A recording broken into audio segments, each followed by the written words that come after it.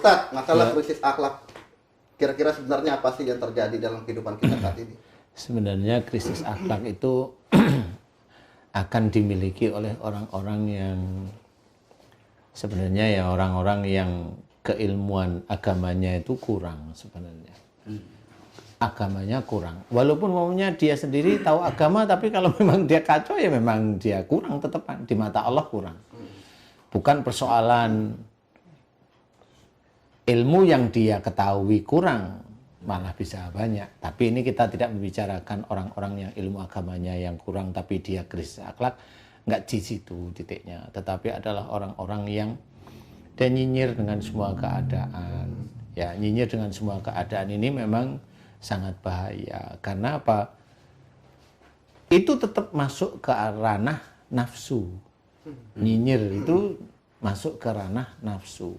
Kalau dulu orang nyinyir nggak ketahuan, sekarang orang nyinyir di videoin, dimasukin. Nah itu kan makin bebas. Makin bebas. Jadi orang memang harusnya belajar menjaga agar jangan sampai salah lah di depan orang dulu lah ya.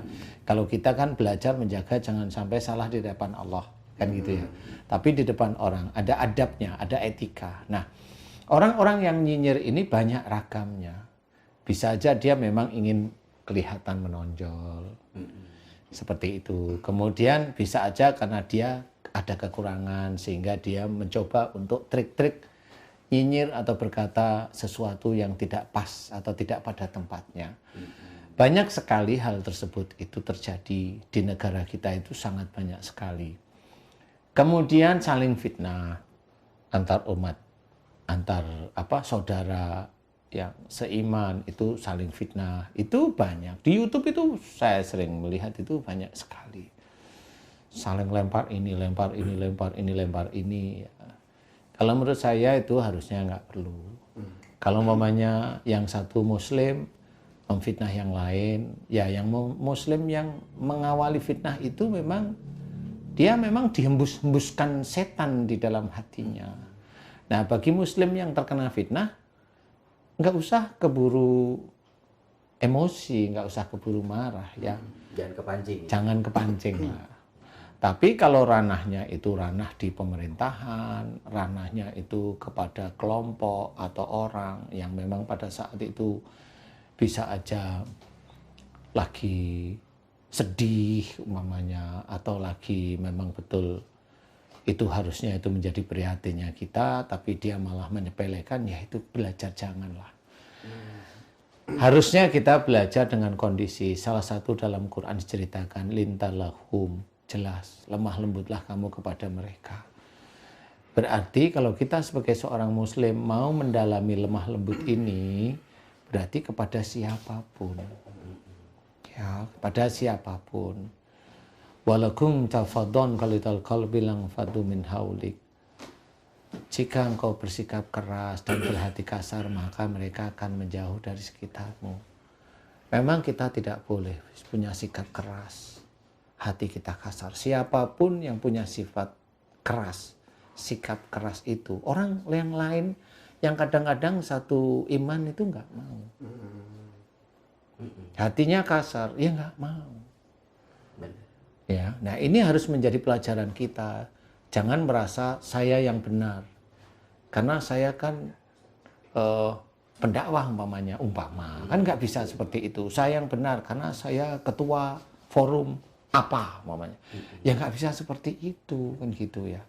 Yang harus kita ketahui adalah umpamanya ada sesuatu yang salah di pemerintahan, bilanglah kan gitu, ceritakan, masukkan ke agenda pemerintah, atau bagaimana caranya, banyaklah kita untuk diskusi, untuk musyawarah dan sebagainya kalau itu di sisi pemerintah.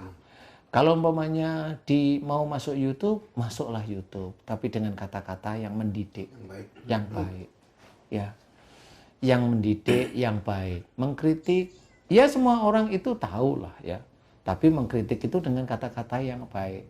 Saya yakin beliau-beliau itu sana paham kok.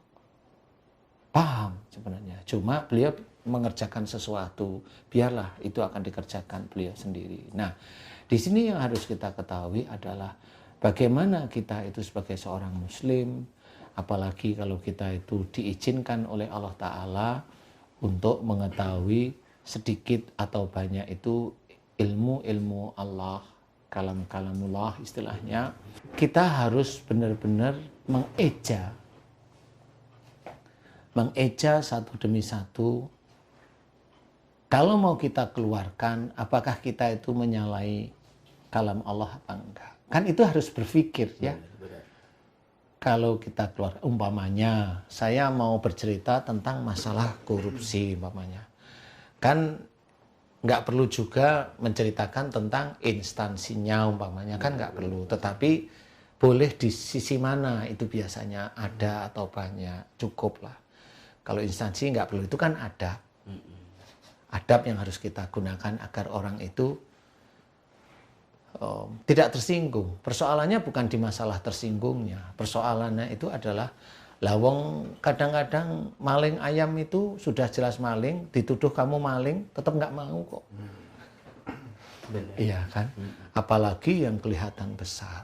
Nah inilah maksud saya adalah sikap ini itu memang sudah terjadi sejak dulu. Cuma akhir-akhir ini ada alat-alat yang gampang sekali mudah di ini. Nah itu sangat gampang sehingga kita bisa langsung tahu orang yang nyinyir sekarang banyak. Iya, betul. Benar. Betul. Nah, cuma inilah pelajaran bagi saudara-saudara kita yang lain, boleh umpamanya mensikapi komen di titik itu, komenlah yang baik, boleh.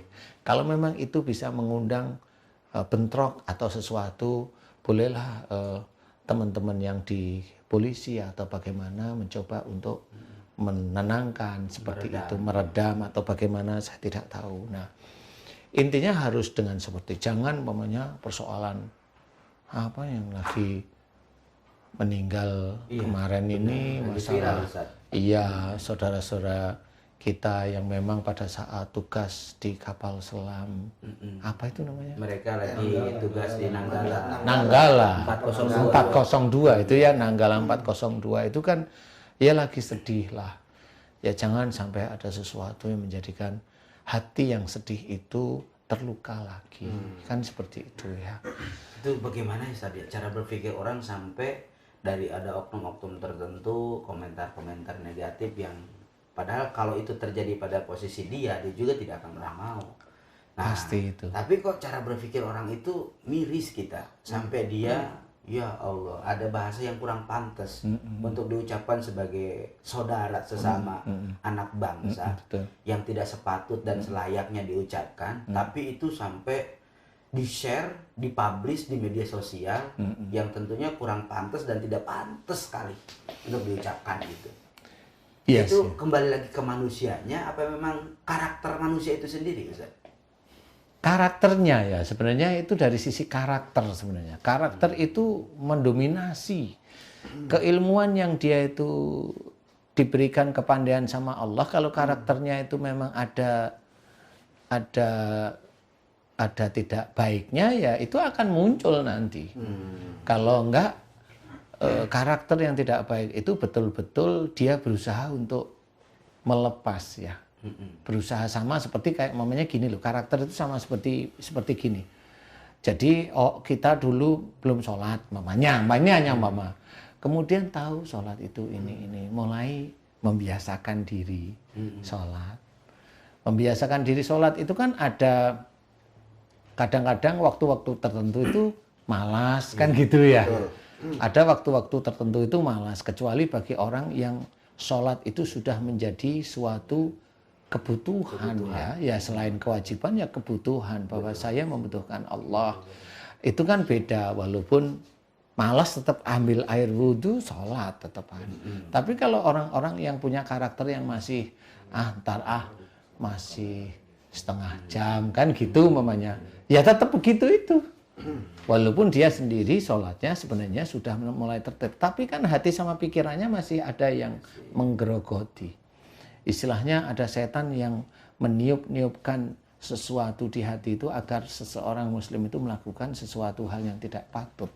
Sama seperti orang-orang yang lain. Nggak usah yang di Nanggala. Ada orang yang di luar negeri itu siapa? Namanya itu yang menjelek-jelekan Islam Itu yang memang karakternya memang begitu. Kalau saya amati mukanya, emang mukanya jengkelin.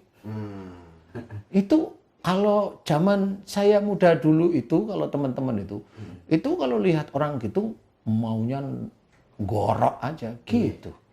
Itu jengkelin memang mukanya itu. Jadi memang itu karakternya begitu. Karakter yang dia itu seneng dengan kondisi yang dia itu masuk media, kemudian dia itu itu tuh seneng gitu loh ceritanya.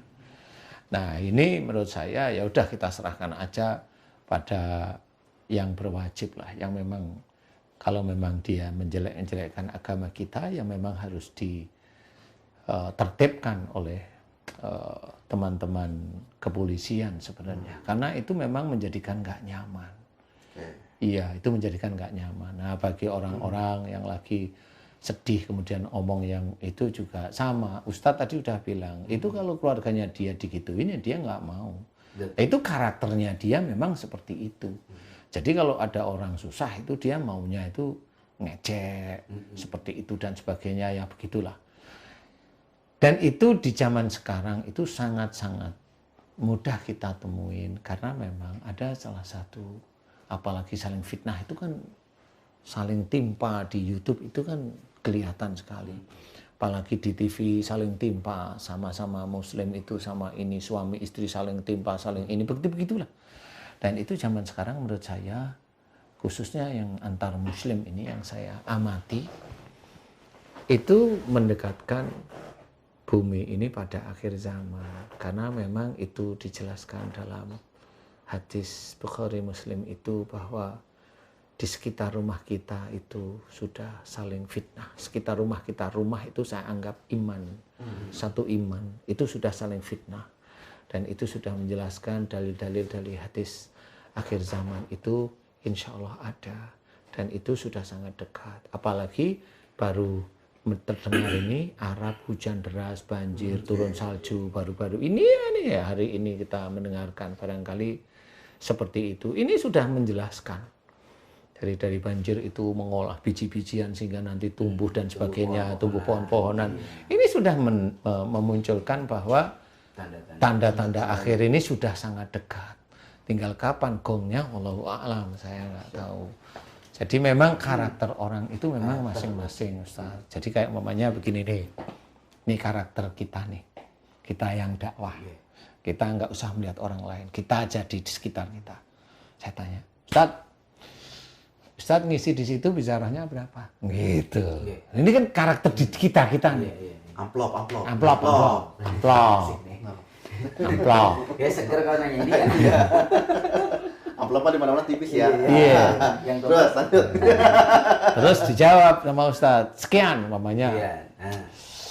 Saya cuma dikasih 2.000 gitu. Nah, saya nih. Iya, Ustaz. Kalau saya di situ kasih 8.000. Iya. Gimana sih Ustaz, masa gitu aja masih ini? Minta dong anu. Nah, kalau saya ngomong seperti ini, walaupun kelihatan ringan, saya kan bisa aja merusak hati.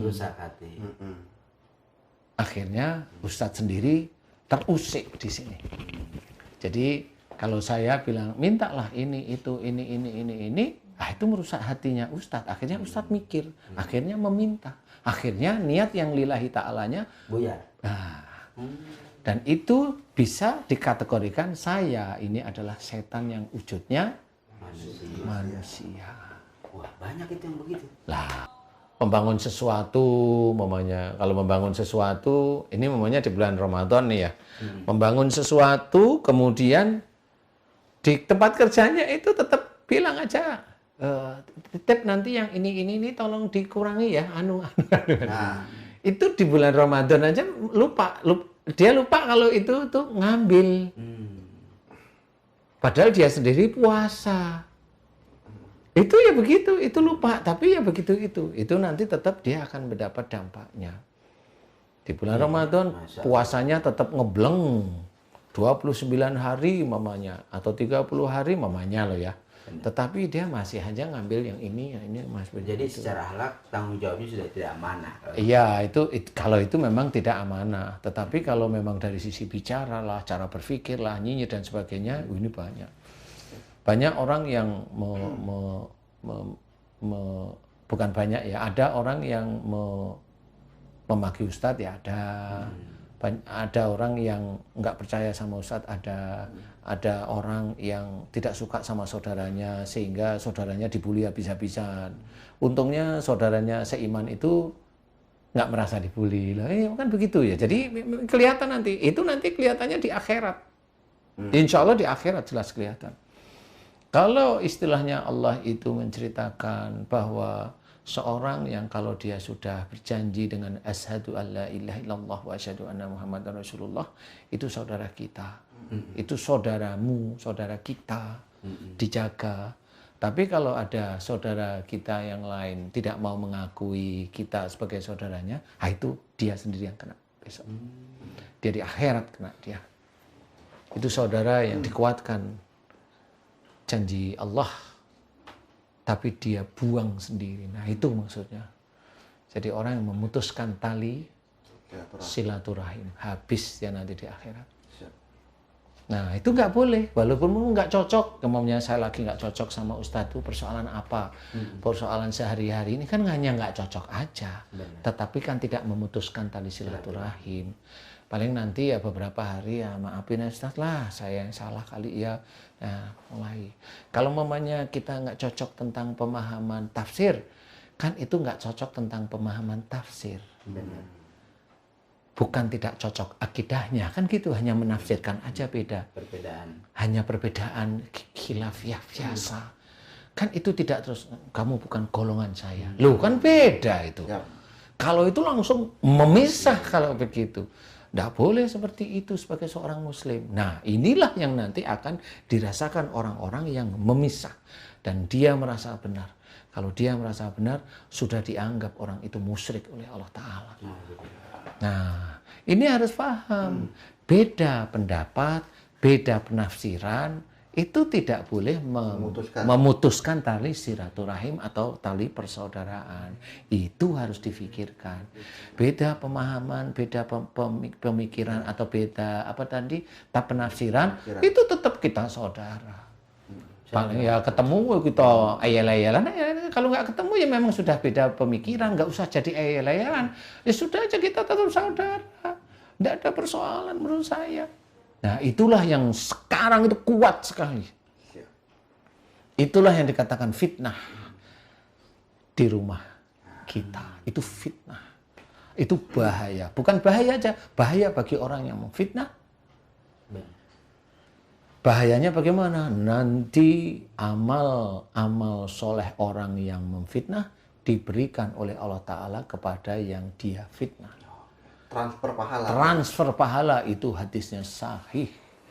Dan nanti kalau amal solehnya habis, dosanya orang yang dia fitnah diberikan kepada yang memfitnah.